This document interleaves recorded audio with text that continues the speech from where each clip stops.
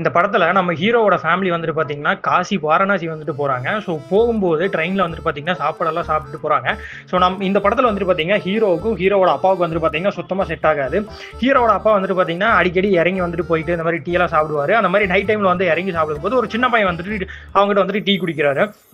So tea குடிச்சிட்டு இருக்கும்போது என்னடா டீ வச்சிருக்கேன், டீ நல்லாவே இல்லை அப்படின்னு சொல்லிட்டு தூக்கி போட்டு டீக்கு வந்துட்டு 10 ரூபா கொடுக்கறதுக்கு பதிலாக 500 ரூபாய் வந்துட்டு கொடுக்குறாரு. அந்த சின்ன பையனை வந்துட்டு பாத்தீங்கன்னா என்கிட்ட சேஞ்ச் இல்லை அப்படிங்கிற மாதிரி சொல்றான்.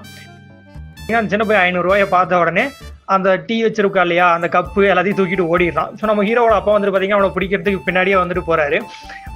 ஆனால் அவர் வந்துட்டு கொஞ்சம் பிடிக்க முடியல. பின்னாடி பார்த்தா ட்ரெயின் வந்து கிளம்பிடுச்சு. அவங்களோட ஒய்ஃப் வந்துட்டு பார்த்தீங்கன்னா வாயான்னு சொல்லி கூப்பிடுறாரு.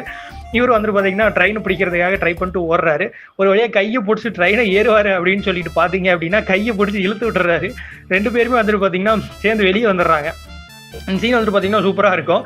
ஸோ என்னடா நடக்குது, வெளியே சவுண்டு கேட்குதுன்னு அவனோட பெரிய பையன் எட்டி பார்த்தா 2 பேரும் வெளியே இருக்காங்க. இவனை எட்டி குதிச்சு வந்துட்டு பார்த்தீங்கன்னா ஓடுறான்.